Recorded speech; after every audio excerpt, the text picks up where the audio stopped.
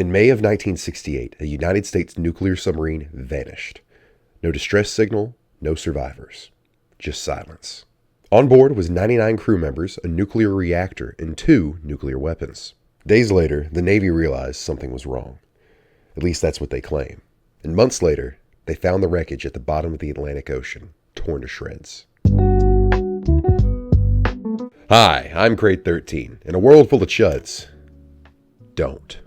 Today we're talking about the mysterious destruction of the USS Scorpion and how the government may not be telling the full truth about what happened to her and her crew. Our story takes us back to 1958, where General Dynamics was launching their newest sub off the coast of Connecticut. The USS Scorpion, SSN 589, was named after a previous sub that had been lost, also named the Scorpion, in a really sad showing of foreshadowing.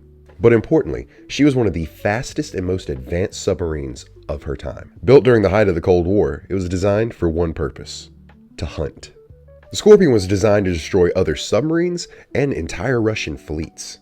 She was supposed to do this completely unseen. By 1968, the Scorpion had spent years operating in the shadows, tracking Soviet movements, running classified missions, and preparing for a war that no one wanted to happen. But behind the scenes, something wasn't right. Just 1 year before its final mission, Scorpion went in for a complete overhaul. At least, it was supposed to. Instead, the Navy made a decision. Let's cut corners and hurry up and get the Scorpion back out to sea because, hey, what's the worst that could happen? Critical safety upgrades, some of which that were introduced after the loss of the USS Thresher, were delayed or skipped entirely.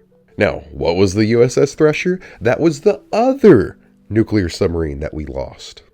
On April 10th, 1963, the USS Thresher was conducting deep dive tests way off the coast of Cape Cod. It ended up sinking, killing all 129 crew members. Its loss was a watershed moment for the United States Navy, which had introduced a rigorous submarine safety test known as SubSafe after this loss.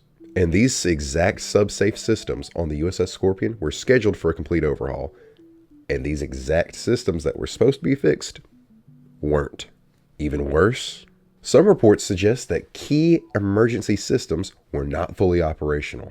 The same emergency valve systems that sank the Thresher were acting buggy on the Scorpion. And yet, the Scorpion was sent back out to sea without any of the overhauls it was supposed to get. In February 1968, the Scorpion deployed to the Mediterranean. They were on a routine operation tracking Soviet movements off the coast of Spain. You know, casual Cold War stuff. By May, the mission was over. The submarine turned west to head home to Virginia. They would stop at Rota, Spain and drop off 2 crew members, one of which was having a family emergency and the other was having a medical emergency. And these 2 men would be the only survivors of the USS Scorpion. And later, on May 21st, the Scorpion would send her final message to U.S. Command. They had experienced no trouble and were just south of the Azore Island chain. Everything seemed normal, and they were supposed to arrive on May 27th. But they never did. At first, the public and families of the crew members didn't panic. It wasn't uncommon for subs to be a little bit late due to their secretive nature not being able to show full schedules. Submarines go quiet. That's what they do. But as the hours turned into days, something was clear. Scorpion was missing. The Navy launched a massive search effort. Between search ships, airplanes, they used everything they had. But importantly, they didn't do it right away. You see, naval submarines have to check in daily for a status update.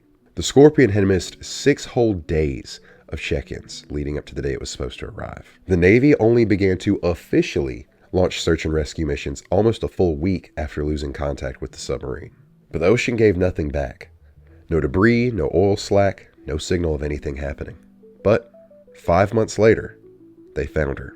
The wreck of the Scorpion was found nearly 10,000 feet below surface. It was 400 miles south of the Azores. And what they saw raised more questions than answers. The sub was completely torn apart. The hull had imploded, likely after it descended below crush depth. But here's the problem. That explains how it got destroyed, but not to the extent and why. The official conclusion? They don't know. Yes, that is legit the U.S. government's official policy on this. The U.S. Navy stated, the exact cause of the loss cannot be determined. So with no definitive answer or any clear explanation of what happened, theories began to form on what claimed the lives of nearly 100 crew members. The simplest explanation is also probably the most unsettling. Something broke. The Scorpion had a lot of known issues. A fire had broken out the year previously in the power room, and Freon was said to be constantly leaking from refrigeration systems. Importantly, problems with the max depth dive of the sub were never fixed. These were supposed to be fixed during the overhaul that never happened, and due to these missed repairs, the Scorpion could only dive to a max of 500 feet safely. If something failed at depth, flooding would have started immediately. And once that starts in a submarine, there's no stopping it. Within minutes, it would have passed crush depth and imploded. This theory is pretty terrifying to imagine. Some investigators believe the Scorpion's own weapons may have been used against her. A hot-running torpedo. Basically, a torpedo that was armed in the tube and was going to fire, so the crew ejected it from the submarine. But with nothing to lock onto, it turned back around and locked onto its own sub. And in seconds, it would have become the world's worst boomerang. And then, there's the Cold War theory. At the time of its disappearance, the Scorpion was monitoring Soviet naval activities. Some believe that it got too close, and that a Soviet submarine struck first. And this one might actually hold some water. See what I did there? Oh, brother, this guy stinks! Sorry, but here's why. Soviet submarines by this point in the late 60s had routinely been documented to be shown to be extremely aggressive. The Royal Navy recorded many accounts of Soviet subs driving full speed at... Okay, is it driving or sailing? Because I honestly don't know. Because, neither sounds right for a submarine. Because, I wouldn't say the submarine is sailing through the sea. That sounds wrong, but I also wouldn't say that it's driving. I don't know. If there's anyone that knows anything about submarines, if you could tell me below, I would love that. Again, sorry. Basically, the Soviet submarines would try and ram other submarines. And even on some occasions, the British claimed that Soviet subs fired torpedoes at them.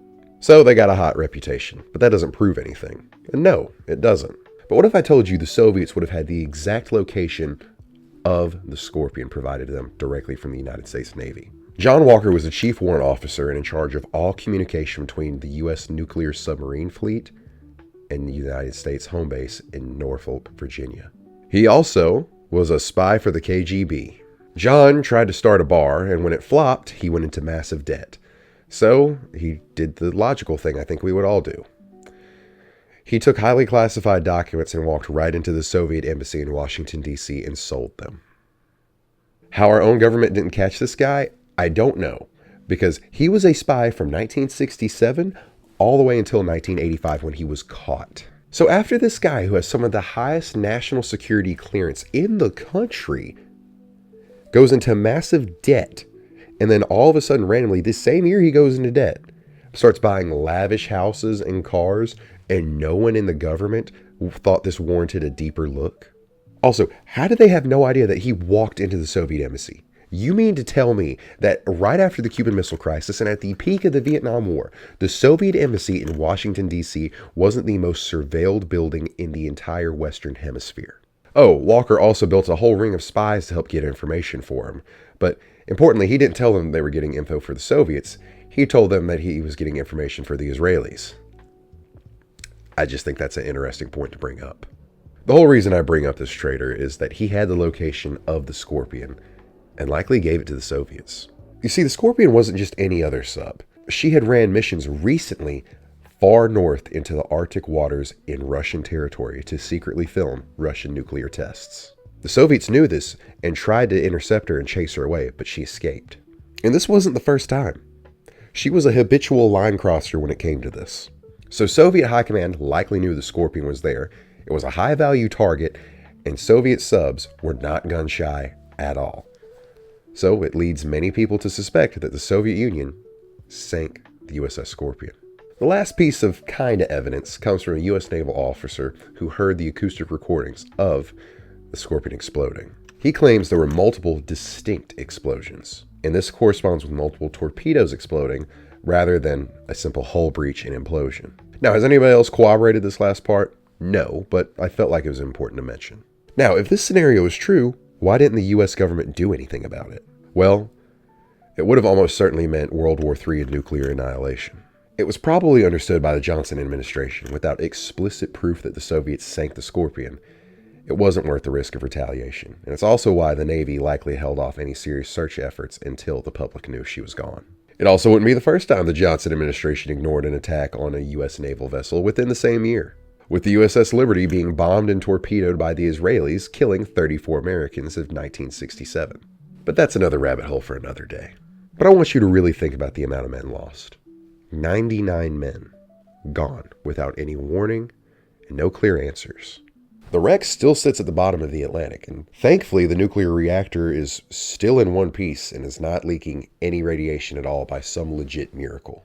And that goes the same for the nuclear weapons that are still inside the submarine.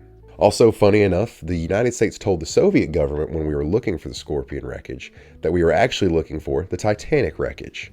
And the same sub and crew that ended up finding the Scorpion would go on to find the actual Titanic wreckage in 1985. So that's kind of neat. You know, I didn't think that I would be making a video about an exploding submarine and also reference the Titanic in the same video and not be talking about the Seagate submarine a couple years ago.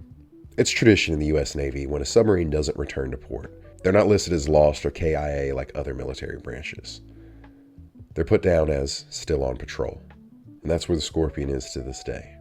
Still on patrol in a sea of mystery and silence. Well, guys,